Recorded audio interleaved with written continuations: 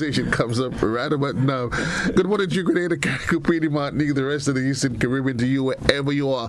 It is Tuesday. It is the 10th day of the month of October, and indeed it's a pleasure being here with you. Thanks for being back with us on the mid-morning.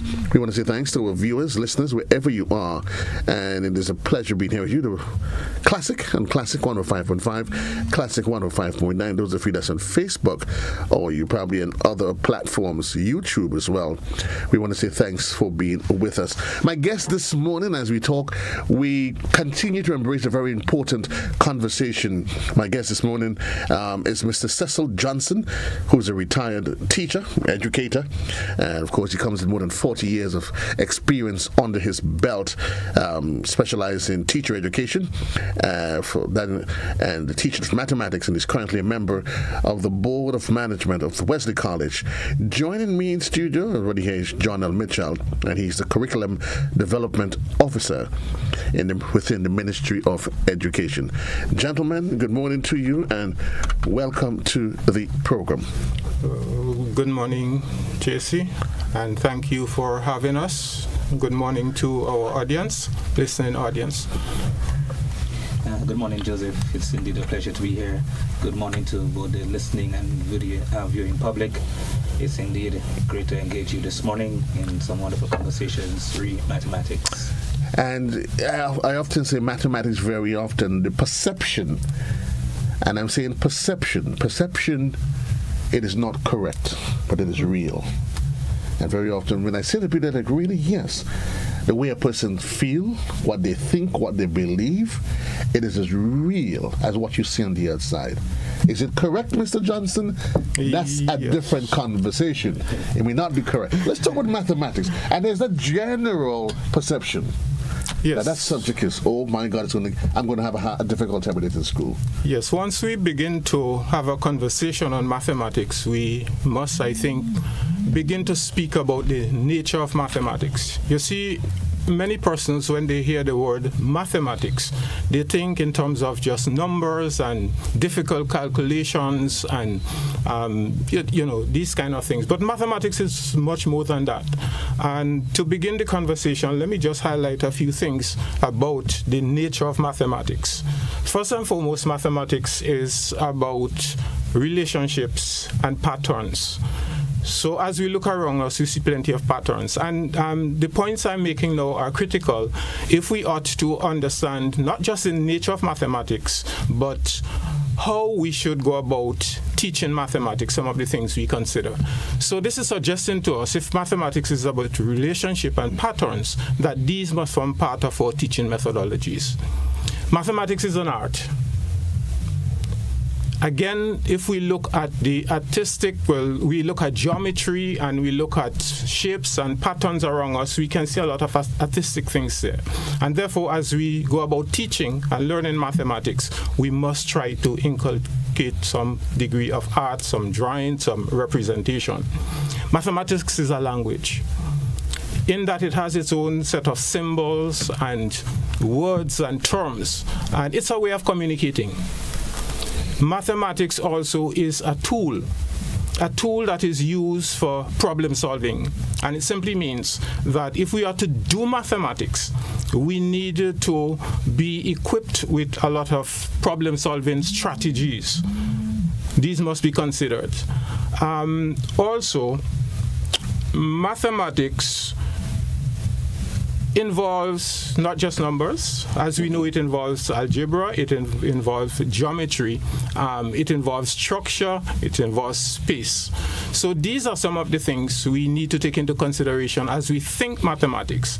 So if we just focus our attention on the calculations and the numbers, and we do have difficulties in those, then there is that mental block, and that is one of the issues with the perceptions persons have of mathematics. No, it's interesting. You see that, and all of a sudden you start softening my thought, my own perception, and what you've heard over the years. When you think of it as, you think of relationship, patterns, you then start telling yourself, I guess, as in any other relationship, Johnell, the more you spend time with that individual, that thing, you develop a passion and appreciation.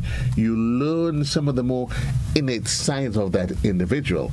I'm assuming so too with math, that we treat math as a fly-by-night subject that we assume I'm going to figure it out all by itself, when in reality, it is one of the subjects that you have to spend time with. If not all of the subject, but probably math, it requires a little bit more. Yes, and you're correct, Joseph. As Mr. Johnson has highlighted quite a bit on the nature of mathematics, one of the things and the fundamental threads coming out of that is mathematics is a way of life. It's living. It is something that is a part of life. It is a part of our living and everything that we do. And therefore, bearing that in mind, one of the things that we've always encouraged our educators to do is to make the teaching of mathematics as real as possible to our students. It is real life.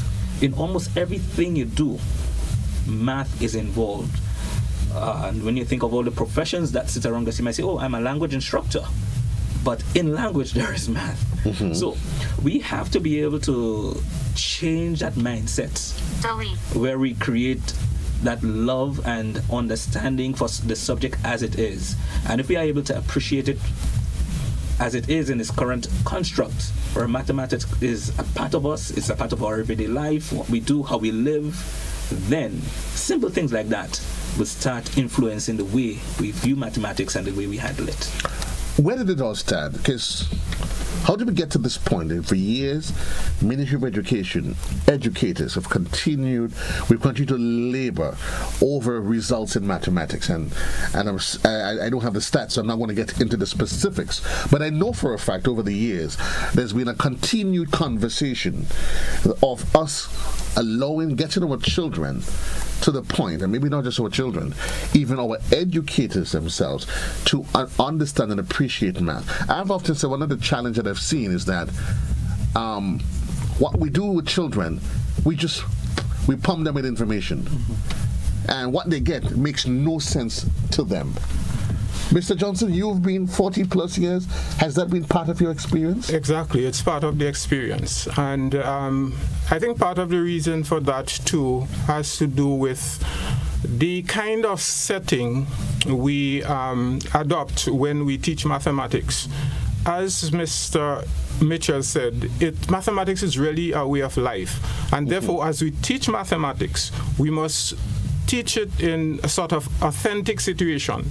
Even within the classroom, within the school environment, one can, see math alive. And sometimes instead of, when teaching math, you keep it within the walls of the classroom. You need to go a little bit outside. It is also said that math is a science. And because it's a science, because it's a way of, a means of solving real-world problems. Real-world problems, and it involves things like observation and investigation and all of that. When we talk about science, the teaching of science, where do we do that? In the lab, students experiment. They look for patterns and so forth, and we need to inject some of these in our teaching if we are to change. I would assume, Mr. Mitchell, it calls into play your power of observation. It allows you to become more analytical. It allows you to be able to see things, analyze, picture what's happening with you. And very often, is it because our education system has not catered itself to that allow we allow our children to think. I hear where I'm going with this. We've grown up in a society where we tell our children, don't ask, don't question. So a child sits in the class, and I've seen it. We all saw it. Do you understand? And we say, yes, sir. Only to realize you go home, and then what happens? You've missed the entire concept of what the teacher is saying to you. I am a firm believer in data, Joseph. And you pointed the question, do you understand? And we say, yes, sir. But what is supposed to happen here? We need to continually assess students' progress as they work, even in the teaching of the subject. As Mr. Johnson just highlighted, it is a science, and in science, observations take place. And when you speak to observations, it speaks to appeal to the senses. Now, that also takes us to the point that the students sitting in front of us, there are different learning styles, and how do we now appeal to all the different learning styles in front of us? So as educators, we need to be aware of all of those things, and as we teach and as we assess, it causes us to make the necessary adjustments. Additionally, I believe some of the things that there are a number of factors that affect the learning of mathematics and learning on a whole. And some of the key foundations that were ingrained and inbuilt in us, they're no longer there, so to speak. For example, or for parents growing up, when you think of those who went into the marketplace and all of these other places and the traditional way of doing things, for example, our grandparents probably grew up selling things like corn flour and all of that, and they could have told you through simple methods of hefting and those kind of stuff like that. They could tell you how much was 2 pounds, how much was 1 pound, and when they brought that to a scale, they knew what it said. Could take it to the bank. And So- that emphasizes the need for the experience rather than just telling and expect the students to do. Let them experience it, and or for parents, experience certain things, right? And so they were able to make reasonably good calculations. And if I were to make one last point concerning that, Joseph, and one of my colleagues, and I think he put it the best when he said it, what we find happening now, students and educators on a whole, though, educators spend more time doing when we're teaching than allowing the students themselves to do and to practice mathematics. Yeah.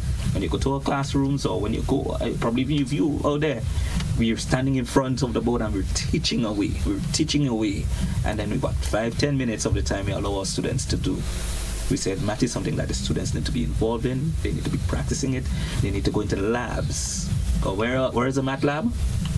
Outside of the field, in our environment. That's our labs. It's interesting that you say that, because it takes me back to an experience I had at our shared alma mater. I don't know if you remember Mr. Pandey. Pandey taught us physics when that at GBSS. And it's interesting. I remember one day in class, we were studying Newton's laws of motion. And Mr. Pandey says to us, we're going down to football. And it's interesting, as we had the Kellen Batiste Memorial Football over the weekend. Kellen Batiste was at GBS, Shirella GBS in those days, and he was in tiny mites. Why are we going to the football field? Physics? I'm not getting it. He says you would learn. What is Newton's law of motion? An object at rest will stay at rest in a straight line or uniform state unless acted upon by an external force. He says put the ball down. The ball is at rest. He says while at rest, there is 2 energies that's at play: kinetic energy, potential energy. He says kick the ball. That's when it's resting there. That's potential energy. You kick it, kinetic energy. And it's interesting. The first law of motion in physics, it illuminated in my head that after all of these years, I shared it with a youngster, a neighbor of mine recently, and the child was like, "Oh my gosh!"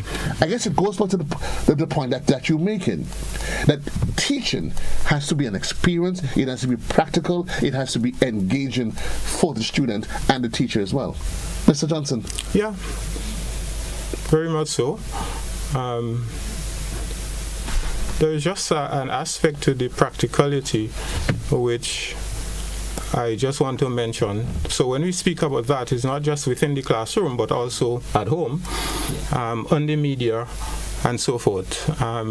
For example, our students can become very confused. We teach our students, for example, that there are different types of numbers, like ordinal numbers and the like. And since we're using math as a language, when we're speaking, say, of days of the month, we would talk about the 5th. So instead of saying October the 10th, what we hear now on the media is October the 10th. And that confuses. So from a practical standpoint, it confuses our students. So, as we talk about the practice, I just want that also to be said. And there are other examples which we need to be mindful of. Would you agree, Johnell, with the school of thought that seems to suggest that children that are okay with math generally tend to be okay at most of the other subjects? In the context that of the ability to analyze, to reason, to call into judgment, perception, and all of those sort of things in that context. Yes, because it's highly analytical in nature. When you look at mathematics, you need to be able, and when you think of the schema that goes into it, the whole cognitive structure of analyzing data and pulling apart and all of that, then you realize the thought processes that are involved, and of course it hinges, or it covers a number of other areas in life, because then you now take a critical view of things. And when you take a critical view of things, you tend to see it from so many different angles. Exactly. And that's what math does. In the teaching of math and problem solving, where we'll be hitting home shortly, it brings that part of you into the whole conversation. As you analyze that problem, as you look at it, details that is given to you, then you know, okay, how to apply that formula, how we link it to real life situations, and all of those things. Because I firmly believe in math, everything you do, real life is embedded. Yeah, may not be just numbers. But real life activities in the kitchen, cooking, walking, estimating, math is all around us. And then you see the interrelationship between math and the other sciences. Exactly. You can't take away, subtract math from physics. You can't take away physics from geography. Right. All of these studies, social studies, have certain aspects of math. So it's critically important. That brings us, with that being said, and of course he's laid the platform for so what's going to be happening in the next couple of days, and particularly for you at the ministry as a curriculum development officer, we've long heard the call for, you can't do the same thing over and over and expect a different result. We've been yearning for different results, and now the ministry, together with the Methodist School, you've partnered and bringing a math guru on island. That is hopefully would be the start or the continuation of a journey that allows us to see some new scope of thinking, thoughts. Where are we with that? We set dotting the I's, crossing the teacher's days hours away? I'm going to allow Mr. Johnson to go first. Yes, we are almost there. So the workshop would be on Thursday and Friday. And it will be facilitated by Dr. Yep Banhar, who is from Singapore. He has a wealth of experience.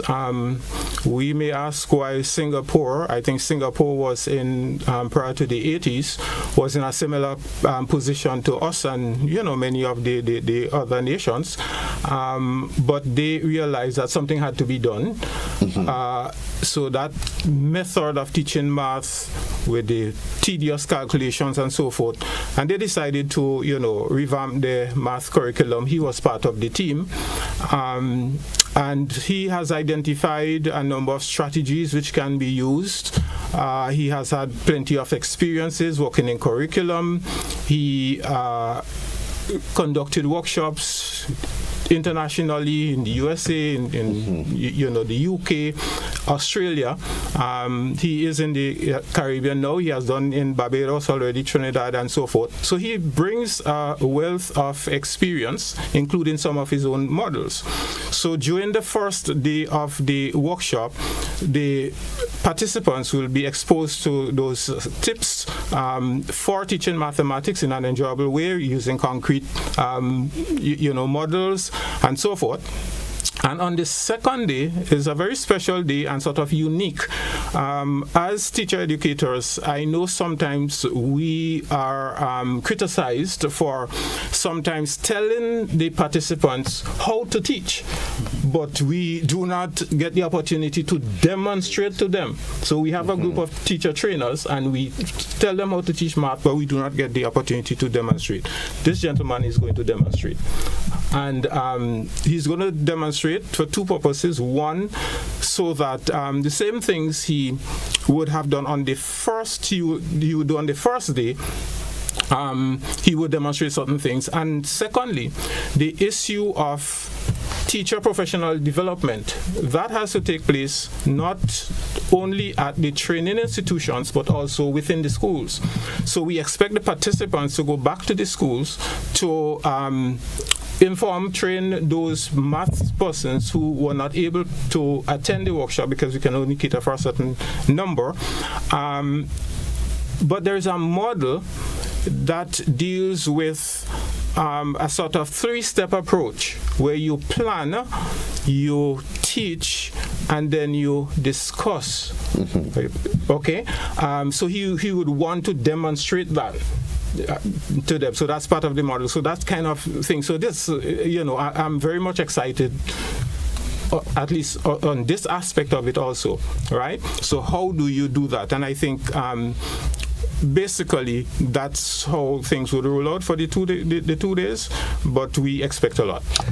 I would assume as a former educator yourself, you're probably asking, gee, I could have done with this, I could have used this 20 years ago. But Johnell, for the ministry, I would assume, this is like a light bulb, it's sparking some great excitement, and you're probably thinking, at least we're getting somewhere. How do we transform the current trajectory of mathematics and learning? Yeah, and Joseph, we highlighted that earlier on that math in itself in the classroom, there are a number of challenges that it faces, and we need to find a way to arrest it. And of course, this is one of the great ways, one of the great initiatives coming from the Methodist Church, collaborating with the Ministry of Education to ensure that our teacher educators get what it takes to really go there and work with our students. But what would have to happen from our end, for those of us who are involved in the monitoring aspect, we need to go there to ensure that after those 2 days, it doesn't remain 2 days with the teachers.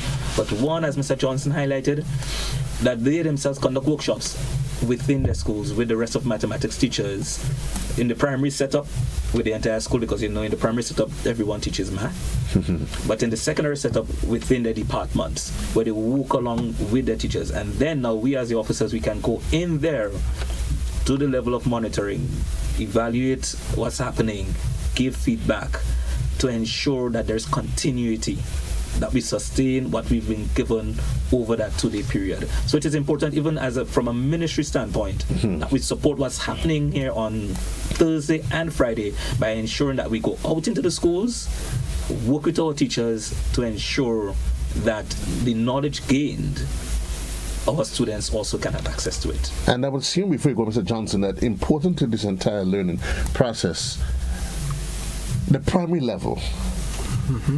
And Mr. Johnson, you would chime in as well, because you've had 40 years of experience at expanding primary level right through. Yeah.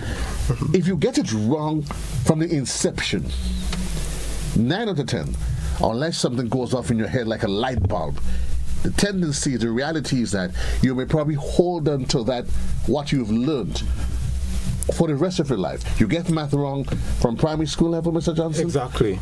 Yes. You continue to it continues, right. So the cycle has to be broken at one point, but it is critical at the primary level, as early childhood level, the foundation is laid. And in a lot of cases, we know that at the primary level, some of the things that are required are done, a lot of concrete and so forth, but my own even personal research within our local context indicates that to a large extent students do get frustrated once they enter the secondary, and that's why the focus now is on the secondary, although we're going to have some primary persons. But I just wanted to reiterate what Mr. Mitchell was saying. Two important things coming from the workshop. One, the issue of the mindset of the participants, and secondly, the monitoring. And I say mindset because things change in Singapore because of the mindset. Right? The thing about Singapore is that they rely heavily on the people, the skilled people, right? And therefore they embrace the opportunity to change when anything concerning education comes up, right? And therefore they were able to embrace the things, some of the things which the facilitator would expose us to, and we're trusting that something similar would be done within our context and the monitoring from the ministry. A cultural shift, no doubt, Johnell. is what's going to require, that's going to be the engine to drive this. But added to that, how do you see parents? I know we've done the classroom, the workshop, we've done primary school, but we're taking the conversation right home, because the truth is, education, the learning process, is not when you get to the classroom. Exactly. And so I'm going to ask you in two capacities. Father, and one, to get you start thinking, but more so as an educator yourself and a curriculum development officer. What's the conversation we want to start having now with parents? Joseph, it's important that we have an appreciation for all stakeholders in the learning process. And I'm going to go back to the initiative here, first of all, from the Methodist Church, bringing in such a mad crew to work with our classroom teachers, our policymakers, and the direction in which they want to take the country. But of course, the home is one of the very first places of learning. And that's why initially, when I spoke, I stated our vogue for parents and how involved they were in the process. And we need to be having that conversation where we engage our parents even more. We need, as educators, to come up with creative ways to bringing our parents into the whole aspect of teaching and learning. And I'm speaking not of the PTA meetings. I'm not speaking about the parent-teacher conferences. No. Because this is a one-off where we come and we highlight certain information or we just give information. But how can you as a parent support or enhance what we're doing in the classroom here? So we need to be able to change that mindset again that was just spoken to. It's a mindset.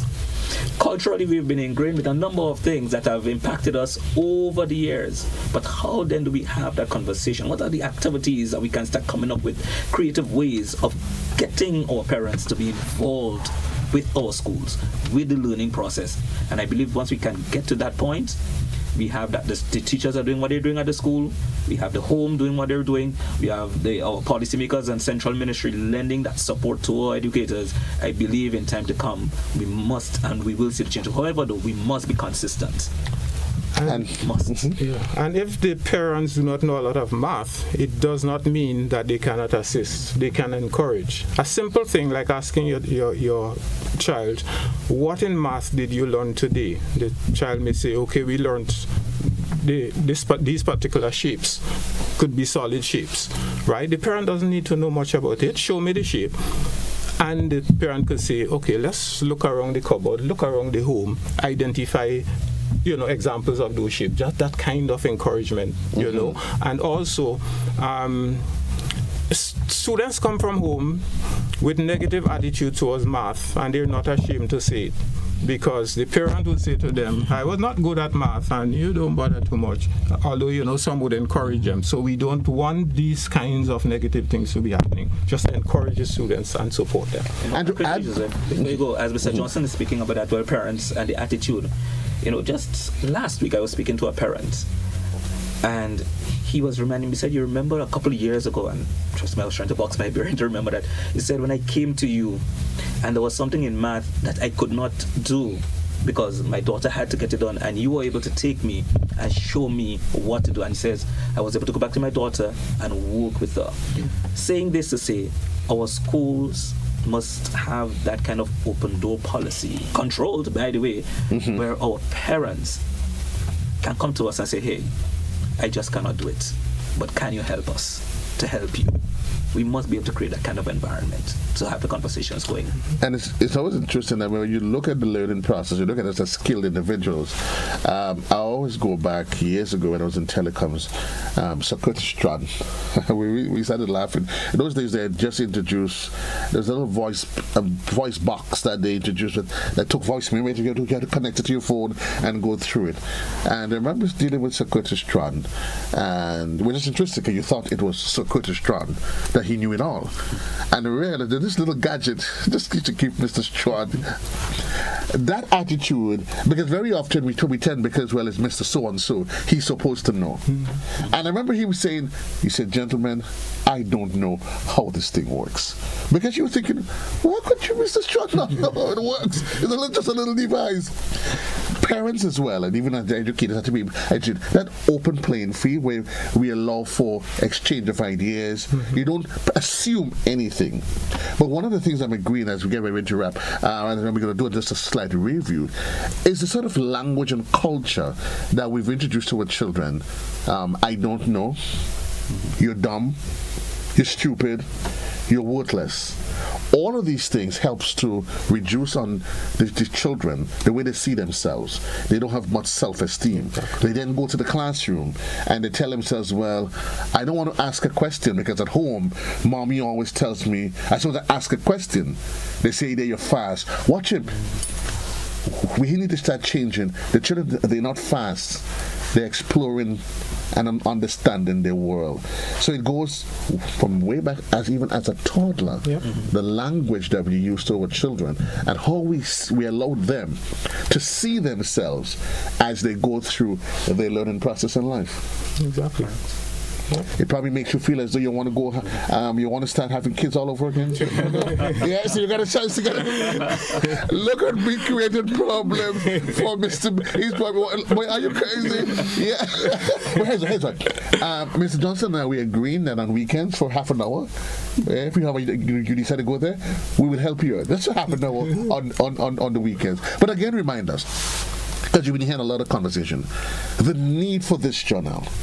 The significance and the importance of us trying to arrest the problem of that deficiency that we've suffered for all these years. Yeah, and that deficiency, it is something that we can't sit back and be happy about.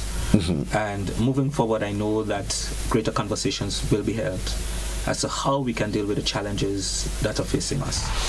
What are the solutions out there? Because we sit back and we say quite a bit. Of course, from the ministry's end, we've done a number of targeted workshops with our teachers, equipping them with strategies and what they can do. But we need to take the conversation beyond that. Yep. Yes, they have the strategies, they have all of that.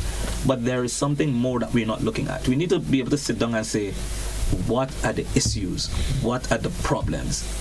Let's point our fingers to those issues and the problems that are affecting the teaching and learning of mathematics, because it's not in the school only, it's beyond that. Exactly. So should we be pointing our fingers at our policymakers? Should we be pointing our fingers at our parents? Should we be pointing our fingers at central ministry?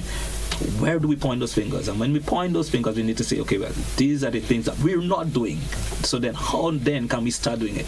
And how can we involve all the relevant persons so we can start having that discussion and finding solutions, the best way forward, creating that love and the correct attitude for the learning of mathematics, changing that mindset. Change your mindset in the home, change your mindset in the schools, change it through policy decisions and all of that, and let's start getting math where it goes. So that initiative, having Dr. Banher here to come and share with his expertise and engage our teachers, I believe it is one of the steps in the right direction, and I believe we're going to go places in time to come. Yep. Final thoughts, Mr. Johnson? Yeah, well, as it comes to teaching and learning of mathematics, we would pounce on any opportunity we get. We are not in the business of giving up. We understand the importance of the subject. We need to see some changes. We need to see improvements, and therefore it's a case of all hands on board. And that's why the church has come in. We know the ministry will come in. We want the parents to come in. We want the media, everybody. So hopefully we're going to have some positive spill-off. I'm not thinking hopefully. I think each and every one of us, we see this as nation development. We talk about Singapore, where they were. Singapore, just under 20, 30 years ago, the world didn't even not even remember who they were. Right. But they got to a point, and it is, we have to, as a nation, of recognizing, in order to get to the next best alternative of change, we need to collectively address the current situation, and hopefully we're looking forward for that constant change, Johnell. It won't happen overnight, and we have to say that to our people. But of course, what we want to see is that gradual improvement where the teachers understand it, the students understand it, and hopefully us as a nation will get to appreciate the value of math. It's not just 1 to 3. It's not just trigonometry and algebra. I was asking Johnell, I wonder why I had to learn vectors in school. I wasn't responding again. I simply got to We keep wondering why. It's all part of the learning process. And I want to say to you parents, if you're not in a position where you're academically adept to assist your children, do not be afraid to ask for help. Exactly. Ask for help. If you don't know how to find Johnell or Mr. Johnson, call me. I'll find them for you. Yeah, but I'm certain the ministry would have different. You have different. This exercise is just one of the platforms that you use to engage and to make sure we gain the efficiency that we need. 22 minutes on to the hour. Reminding you at the top of the hour, it's going to be the midday edition, a production of our News and Current Affairs Department. For those of you that's in television, I leave you for now. I'll rejoin you in television tomorrow morning on To the Point. Tomorrow we'll be having a representative from the ruling administration. That's where the conversation is going to be. For those of you in radio, I'll keep you company up until the next 15 minutes. Then I'll take a departure, as I always do. I encourage you to live life and love life. Treat each day as it's your last day on planet Earth, recognizing that you still haven't achieved everything you need to, but you must before you say goodbye. Until then, keep living life and loving life. Have a great one. JC loves you.